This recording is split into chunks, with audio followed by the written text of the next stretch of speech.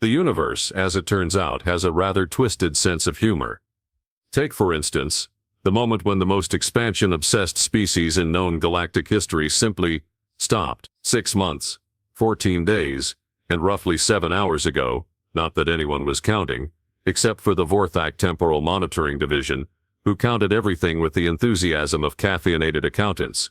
Humanity had ceased all forward momentum. Every ship, every probe, every insufferably optimistic colonization effort had ground to a halt with the sort of abruptness that made seasoned xenobiologists reach for their emergency stimulants. The Convergence, that delightfully bureaucratic alliance of 47 species who spent most of their time arguing about proper meeting room temperature, found themselves facing an unprecedented situation. The humans, those relentlessly expanding primates who had gone from discovering fire to colonizing 17 star systems in what amounted to a geological blink, had apparently decided that conquest was passé. Fascinating behavioral shift, observed the Cathari, representative during emergency session 408047B, her crystalline voice carrying the sort of clinical detachment that came from studying species extinction for 3 centuries.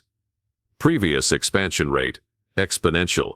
Current expansion rate, 0. Conclusion, societal collapse or voluntary cessation of aggressive tendencies. The Zephyrian delegate, a being whose entire existence revolved around the concept of perpetual motion, found this analysis particularly distressing. Impossible. Momentum-based life forms do not simply cease momentum. This violates fundamental principles of kinetic psychology. Of course, neither of them had bothered to actually ask the humans what they were up to. That would have been practical, and the Convergence had not maintained galactic stability for 2 millennia by being practical. They preferred observation, analysis, and the occasional strongly worded diplomatic note.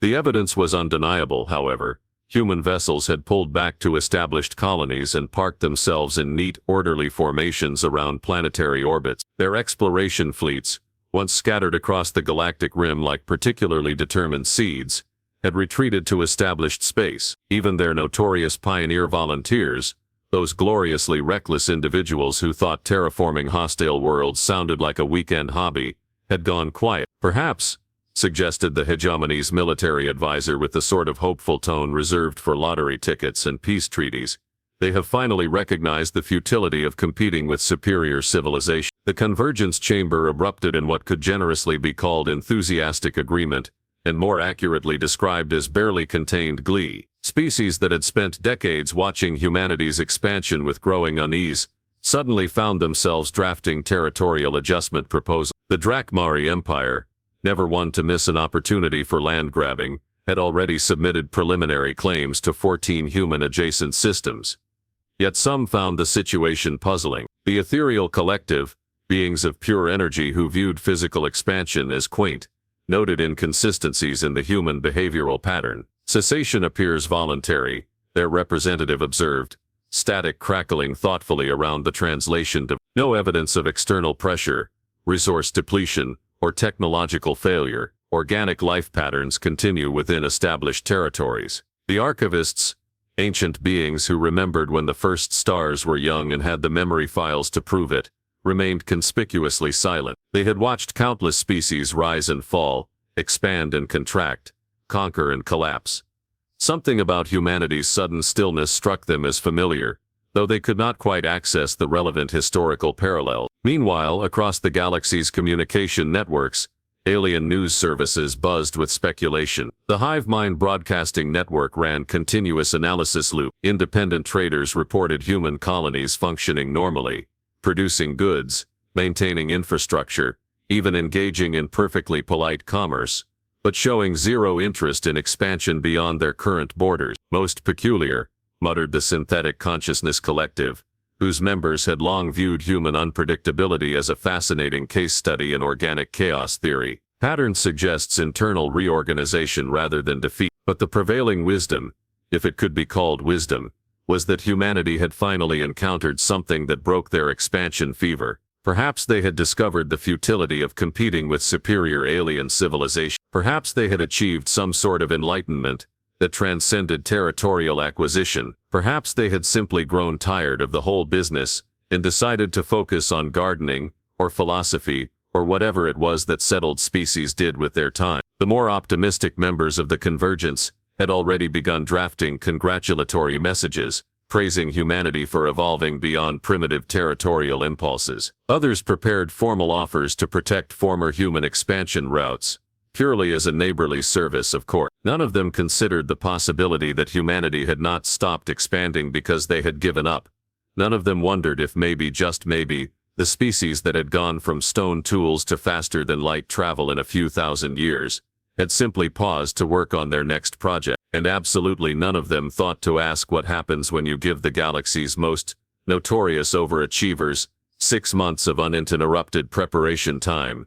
The investigation began with all the subtle grace of a diplomatic avalanche. The Convergence, in their infinite wisdom, decided that sending reconnaissance teams to observe human space would provide the answers they desperately craved. What they found, naturally, confirmed every bias they had carefully cultivated over centuries of species watch. The first reports trickled in from Vorthax surveillance vessels, equipped with sensors so advanced they could detect emotional fluctuations from 3 solar systems away. Confirmation of cessation, the lead observer reported with the satisfaction of someone whose theories were being validated by reality. Human vessels maintain orbital positions, no exploratory movement detected, energy signatures consistent with maintenance operations only. The Cathari xenopsychology teams, armed with behavioral prediction models that had successfully analyzed 43 different species collapses, found the data delightfully conclusive. Classic pattern recognition, their chief analyst announced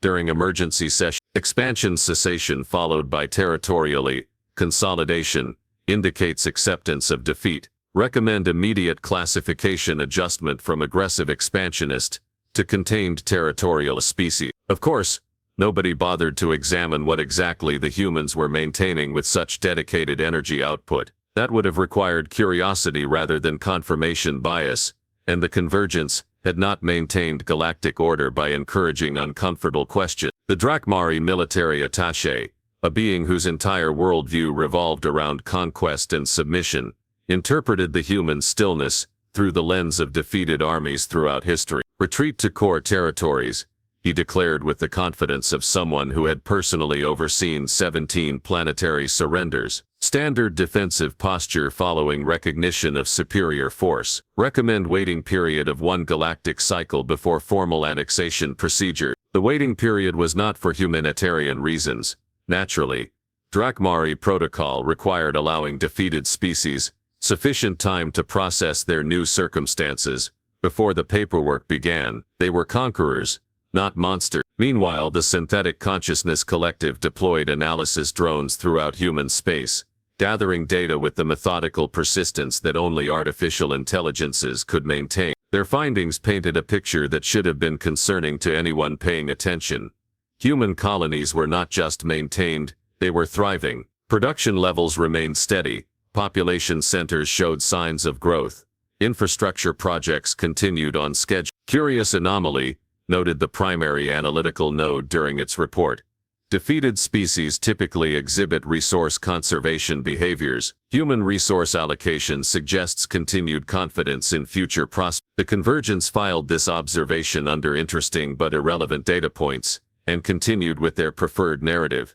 The ethereal collective, being composed of energy-based lifeforms, who viewed physical limitations as optional suggestions, offered a different perspective. Human energy signatures indicate focused concentration rather than defeat, their representative observed. Pattern suggests intensive collaboration rather than surrender. This observation was politely ignored by species who had spent considerable effort convincing themselves that the human expansion threat had resolved itself without requiring any actual intervention on their part. The bureaucratic machinery of galactic governance, meanwhile, had begun processing the implications of humanity's apparent withdrawal. The Territorial Adjustment Commission, a body that existed primarily to prevent wars over who owned which star systems, found itself swamped with applications. The hegemony wanted to establish protective buffer zones around human space. The Trade Confederation requested permission to assume responsibility for former human commercial routes. Even the Peaceful Meditation Alliance submitted claims, citing their need for additional contemplation space. The forms were filed in triplicate, naturally, because galactic bureaucracy waited for no species. The archivists watched this flurry of activity with the sort of detached interest that came from having witnessed similar situations approximately 473 times throughout galactic history. Their memory banks contained records of species that had paused expansion to consolidate gains, reorganize societies, or develop new technologies. But accessing those records would require admitting that their current analysis might be incomplete.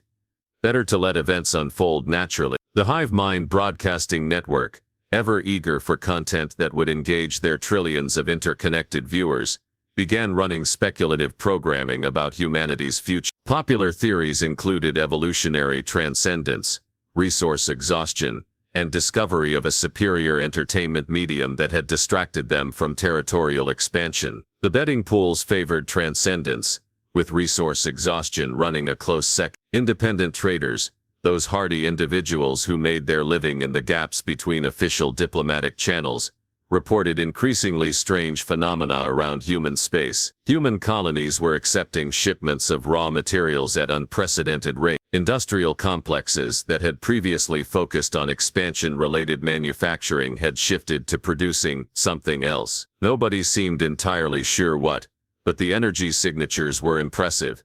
Building something big, one trader reported to his Zephyrian contact network. Real big. Asked them what. Got told it was a surprise. The Zephyrians, being perpetual motion enthusiasts, found this information mildly interesting, but ultimately irrelevant. Surprise or no surprise, the humans had clearly lost their momentum, and momentum was everything in galactic politics. As the weeks passed, the Convergence grew increasingly confident in their assessment. Humanity had reached its expansion limits, and settled into peaceful coexistence with their galactic neighbors. The crisis was over, the paperwork was nearly complete, and everyone could return to their regularly scheduled diplomatic routine. The first formal delegation was scheduled to depart within days, carrying congratulatory messages and offers of guidance for humanity's transition to a mature, settled civilization. They expected to find a species ready to accept their new place in the galactic hierarchy. They were about to discover just how spectacularly wrong an entire galactic alliance could be. The formal delegation arrived at the edge of human space with all the pomp and ceremony that 6 months of careful planning could arrange. 3 vessels representing the major convergence powers, diplomatic credentials polished to bureaucratic perfection, and enough congratulatory speeches pre-written to fill several databanks. They expected to find a humbled species ready to accept guidance from their more experienced galactic neighbors. What they found instead was a human communications officer, who answered their formal request for diplomatic contact with the sort of cheerful politeness typically reserved for door-to-door salespeople. "Oh, hello. Thanks for stopping by, but we're kind of in the middle of something right now. Could you maybe come back in a few weeks? We'll definitely have time to chat then." The Cathari delegation leader, a being who had personally negotiated 17 separate species surrenders, found herself experiencing what her translators identified as cognitive dissonance. "We represent the Convergence Alliance," she explained with the patient tone of someone addressing particularly slow children. "We have come to discuss your species' transition to peaceful coexistence." "That's super nice of you," the human replied with genuine warmth. "Really appreciate, but like I said, we're pretty busy right now. Rain check?" The communication channel closed. The silence that followed was the sort of profound quiet that occurs when an entire diplomatic mission discovers that their carefully crafted assumptions have just been politely but firmly dismissed. The Drakmari military attaché, whose entire worldview revolved around conquest hierarchies, stared at his tactical display with the expression of someone watching physics laws operate in reverse. "Declined to negotiate," he said slowly, as if speaking the words might make them less confusing. Defeated species do not decline negotiation opportunities. The Vorthek temporal analyst, meanwhile, had been running probability calculations and was receiving results that made no sense whatsoever. Current behavioral pattern, inconsistent with all historical precedents for expansion cessation, he reported with the bewildered tone of someone whose mathematical models had just declared themselves inadequate. Confidence level, 0.03%. But it was the synthetic consciousness collective representative who first voiced the terrible possibility that was beginning to dawn on them all. Hypothesis: humans never ceased expansion activity. Alternative hypothesis: humans temporarily suspended expansion to focus resources on alternative project. The delegation exchanged what could charitably be called meaningful glances, and more accurately described as looks of dawning horror. What kind of project? The Cathari leader asked, though she was beginning to suspect she might not want to know the answer. The answer came not from their own observations, but from emergency broadcasts flooding their communication system. Across human space, energy signatures that had been dismissed as routine maintenance were spiking to levels that made stellar phenomena look subtle. Industrial complexes that had been quietly humming along for months were suddenly blazing with activity that registered on sensors from 3 systems away. The humans, it seemed, had not been quietly accepting defeat. They had been building some gravitational anomalies detected throughout human space, reported the Vortex sensor specialist, his voice rising to the pitch typically reserved for natural disasters and tax audits. Massive construction signatures, energy output equivalent to. This cannot be correct. What cannot be correct? Demanded the Drakmari attaché. The energy output is equivalent to displacing small moons. The universe, as previously noted, has a twisted sense of humor, but it also has impeccable timing. At precisely that moment, human space lit up like a festival celebration designed by beings with access to stellar engineering and absolutely no sense of restraint. Across 17 star systems, construction projects that had been hidden by the simple expedient of not drawing attention to themselves revealed their true scope. Orbital platforms the size of small continents, manufacturing complexes that made planetary rings look modest, transport networks that connected entire solar systems with the casual efficiency of subway lines. The humans had not stopped expanding. They had stopped expanding randomly. Instead, they had spent 6 months turning their existing territory into something that redefined the very concept of industrial capacity. Every colony, every outpost, every barely settled world had been connected, coordinated and transformed into components of a single impossibly vast construction project. They built an empire, whispered the ethereal collective representative, their energy form flickering with something that might have been awe or terror. Not across space, through space. They turned their entire civilization into a single, what would you even call, the archivists, monitoring the situation from their ancient observatory stations, finally accessed the relevant historical files. What they found there made their millennia-old memory cores emit sounds that their species had not made since their planet was young, and they were still capable of surprise. Classification match found, their eldest representative announced with the tone of someone delivering very bad news. Species designation, builders, last recorded occurrence, 12 million years ago. Previous species of this type constructed mechanisms capable of significant galactic restructuring. The delegation stared at their sensor readings, in the sort of stunned silence that accompanies the realization that one's entire understanding of reality requires immediate and comprehensive revision. Humanity had not been defeated. Humanity had been preparing, and whatever they had been preparing for was apparently ready to begin. Sir, the Vorthak communications officer reported with the voice of someone whose job had just become infinitely more complicated. We're receiving another transmission from human space. Put it through, the Cathari leader said weakly. The same cheerfully polite human voice filled their communication chamber. Hi again. Thanks for waiting. We're just about finished here. So if you'd like to discuss that peaceful coexistence thing, we've got time now. Fair warning though, the neighborhood's about to get a lot more interesting.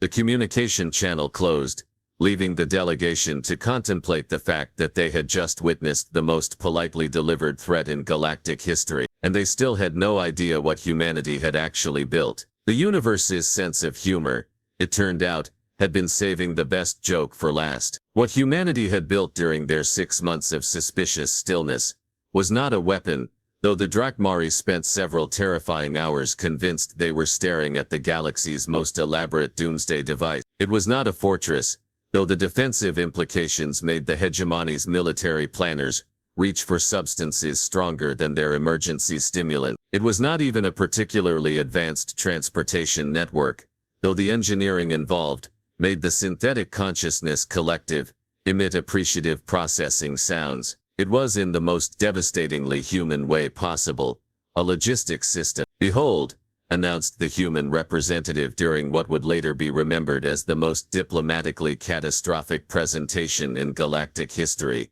the Galactic Express Delivery Network. The silence that followed was the kind of profound quiet that occurs when an entire room full of advanced alien civilizations realizes they have been intellectually outmaneuvered by a species that still found entertainment in making small explosions for recreational purposes. The presentation continued with the sort of cheerful enthusiasm typically reserved for product launches and holiday celebrations. 6-month construction timeline, 17 integrated star systems, next day delivery to anywhere in the galaxy. We've been field testing with local trade routes, and the efficiency improvements are just incredible. The Cathari delegation leader, whose species had spent 3 centuries perfecting the art of graceful surrender, found herself experiencing what her cultural programming had no framework for processing. You built a shipping company. Well, more of a comprehensive logistics and infrastructure management system, the human replied with the modest pride of someone discussing a particularly successful garden project. But yeah, basically, turns out when you stop trying to grab new territory and focus on organizing what you already have, you can get some pretty impressive throughput rate. The Vorthak temporal analyst, whose mathematical models were now producing results that suggested reality itself might be experiencing computational errors, asked the question that everyone was thinking but nobody wanted to voice. What is your expansion rate now? The human consultant, because of course they had already hired consultants to handle galactic relations, pulled up a holographic display that made the assembled delegates wish they had stayed home. Current expansion rate, approximately 15 systems per day, with projected acceleration to 50 systems per day once we finish optimization protocols.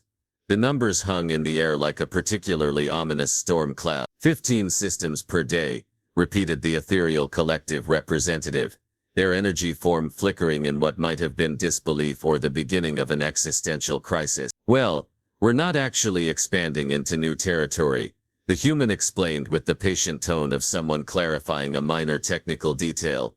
We're just making existing territories available for expansion. Turns out once you can deliver anything anywhere overnight, distance becomes kind of irrelevant. Why spend decades terraforming remote worlds when you can just ship whatever you need to wherever you want? The archivists, accessing increasingly ancient memory files, found historical precedents that made their millennia-old consciousness cores emit sounds of recognition and dread. Species classification confirmed.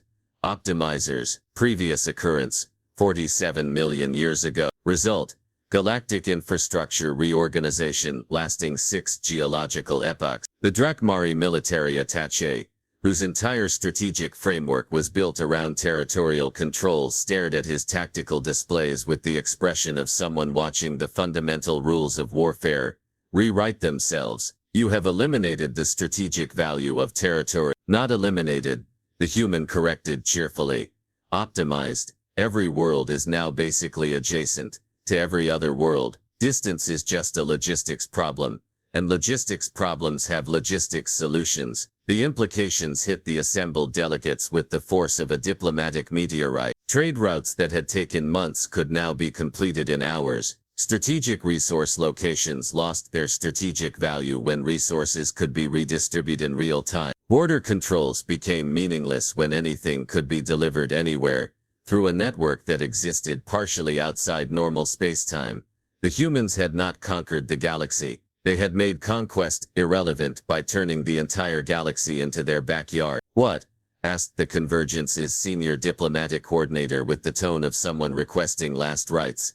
Are your territorial expansion plans? Oh, we don't really do territorial expansion anymore, the human replied with a shrug that somehow conveyed the casual destruction of several millennia of galactic political theory. We do efficiency optimization. Turns out it's way more fun and significantly less paperwork. The Hive Mind Broadcasting Network, monitoring the conversation through diplomatic channels, began emergency programming adjustments. Their betting pools on human territorial ambitions were now paying out at odds that suggested reality had developed a gambling problem. But surely, the Cathari leader said desperately, you must have some interest in controlling additional star systems. Why would we want to control them when we can just optimize them? The human asked with genuine curiosity. Control is expensive. Optimization pays for itself. And there it was. The punchline that had been building for 6 months of alien assumptions and bureaucratic maneuvering. Humanity had not stopped being human. They had not lost their expansion drive or accepted galactic limitation. They had simply applied their notorious overachieving tendencies to the problem of galactic logistics and accidentally revolutionized the fundamental nature of spacefaring civilization. The Convergence delegates stared at each other with the shared expression of beings who had just realized they were not players in the galactic game, they were infrastructure. So, the human continued with the cheerful tone of someone discussing weekend plans. Anyone interested in joining the network? We're offering very competitive rates for early adopters, and the efficiency improvements are really quite remarkable. The universe's sense of humor, having delivered its masterpiece, settled back to wait for the next species to mistake human stillness for human surrender. It would not have to wait very long.